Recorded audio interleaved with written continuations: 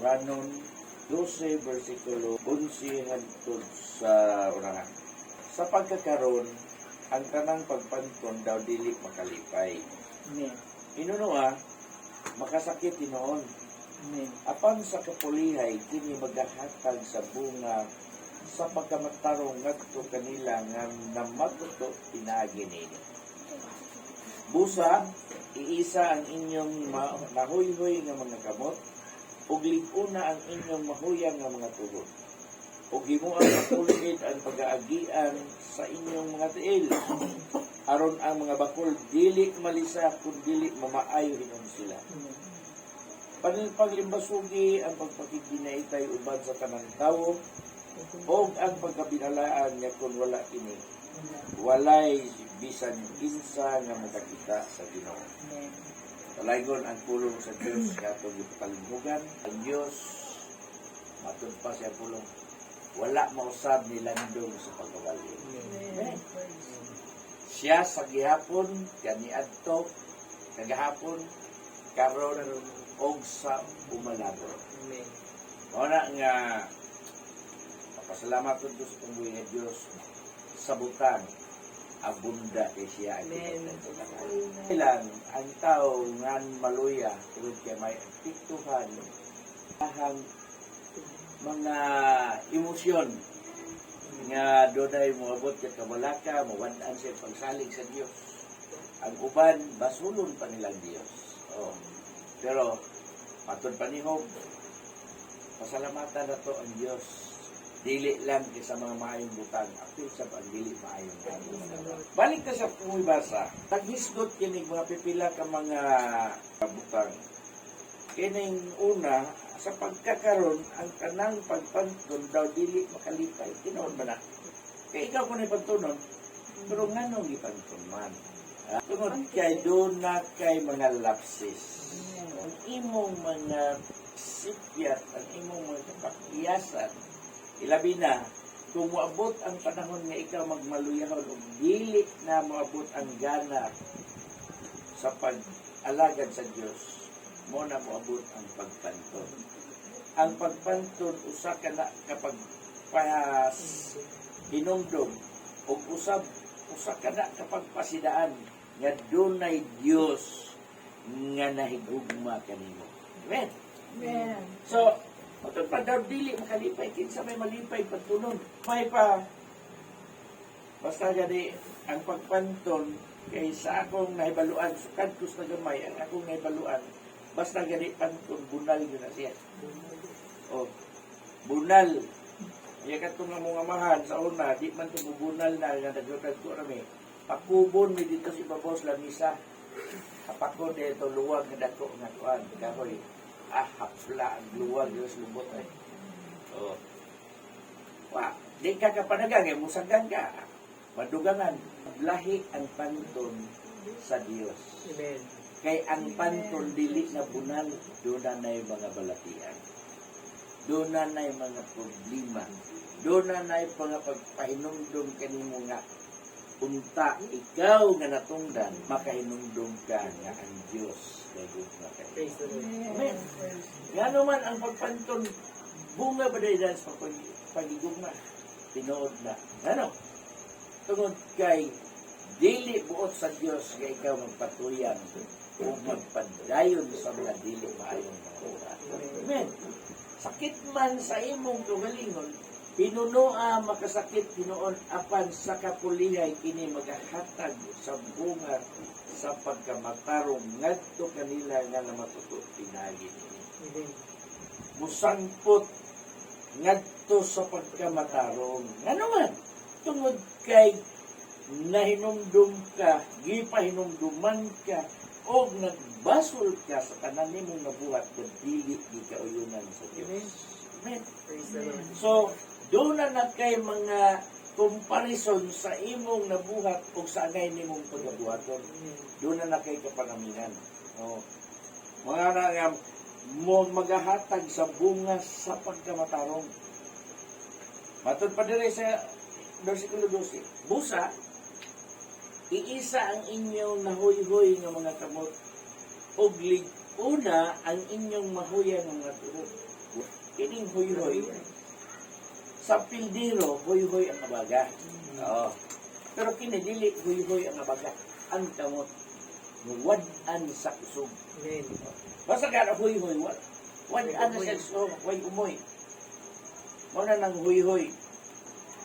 Unya, huyang gani, di gina siya likod. Pero, ang giingon niya, bisan o way kusog, ipaisa. Nga naman, kay ang sign sa pag-isa niya na, muna ang sign sa pag-surrender. Amen? Amen. Oh. Amen. Praise the Lord. Isa gani, ha? Isa may ni surrender yung mga gingana. Wala. Ang duha ka sign ang surrender karon. Isa sa kamot or anak. But pasabot, magpagapos ka. Tig-una ang inyong mahuyang ng matulog. Yan naman. Tungod kay gikinahanglan nga magabarog kita. Amen. Oh, kay ang mahuyang og tuhod kung dili nimo ligunon, dili ka makalahutay sa pagbarog dias ka naturan. Amen. Kay ang pagbarog mo kana ang panglimbasog o pagpakigbisog sa paglahutay diha sa imong mga bulaton o sa pakigbatok alang sa makarong buhat diha nga mosangkot dias ka maturan.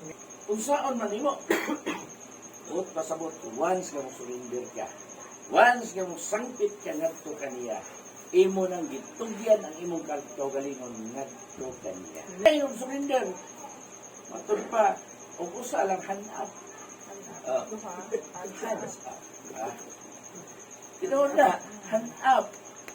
Ha? Sa naman, inyong mga kamot, hands up. Amen. Muna nga, yata sa pagpanglimbasog, matod pa, busa mga igsoon, magpakaligpon kamo, dili matarog, sa kanunay magmadagayon sa bulaton, kaysa inyo nasayran, nga diya sa Dios ang inyong pagpangabudlay, dili pagkawan. Oo. Muna siya nga, gikinahanglan na ito nga atong ligunon ang atong mga tuhod.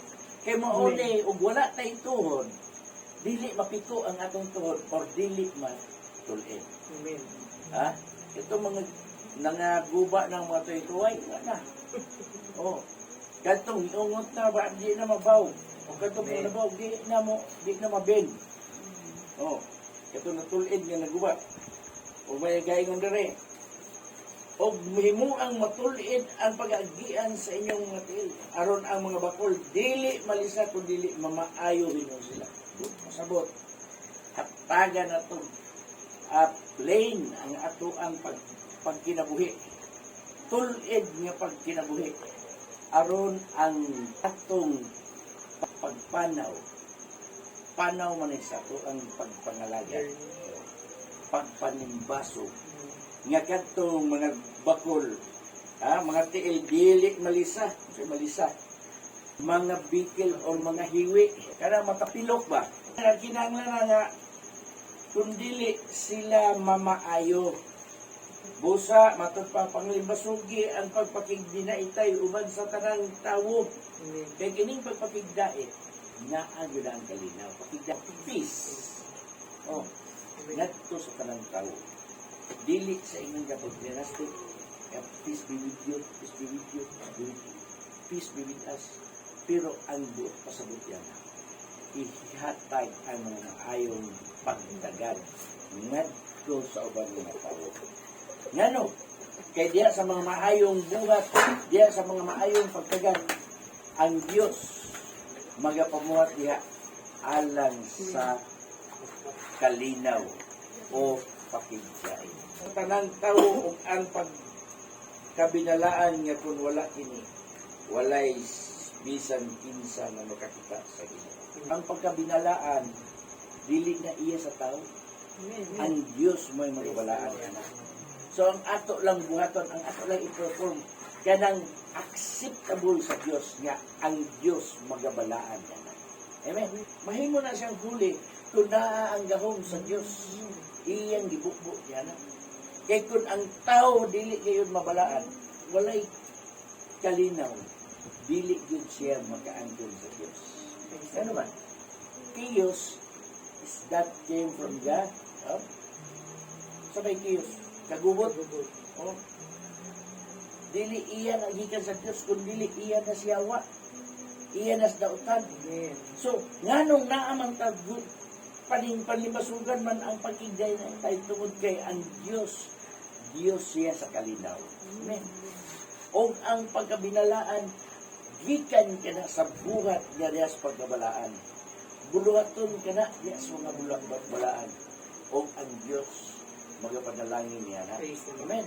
Kaya kung dili ta magbalaan, dili ta makabuhat sa mga buhat nga binalaan, dili gid ta makakita niya sa Praise Diyos. the Lord. Yan naman, kay walay dautan nga pasudlon ngadto sa iyang kariyan. Amen. So, wala ba day ka mong masayon? Mga dili matarong dili makapanunod sa gingharian sa Dios. Tanan nga dili matarong. Ginganlan diha ang tanang dili matarong. Dili gyud makapanunod sa gingharian sa Dios. Amen. Tingon si Apostol Pablo, ayaw ka mo palimbog sa bisan unsa ni sa bisan kinsa o sa bisan unsa. Tungod kay ang Dios nasayod siya sa tanan nimong. Amen. Amen. So salamat sa Ginoo nga din usa lang kini kapag paluag sa pulong sa Dios.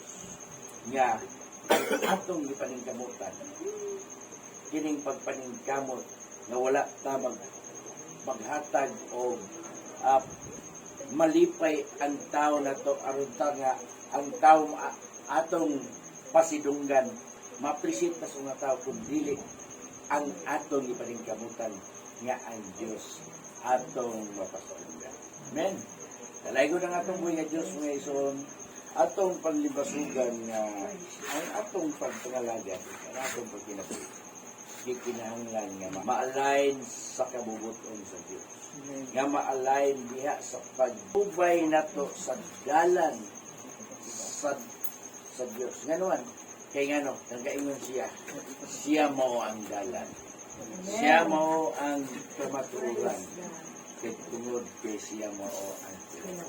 Amen. So, atong paglibasugan sa atong kinabuhi, nga mahiuyon kita diha. Amen. So, salamat sa Ginoo nga atong napaningkamutan og dili na nato ato pang buhaton nga apan tunon pata sa Dios aron ta musangpot sa pagkabatarong kun dili ato ng panlimbasugan nga kitang tanan bagat kinabuhi diya sa pagkabatarong.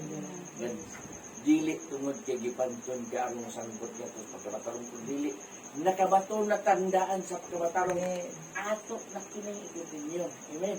Amen. Aron kitang tanan Praise. magakalipay nga magahulat sa atong pag-aalay. Salamat sa Ginoo og dalaygon ang iyang mga pulong nga din iyang gipaabot sa matayusan kanato.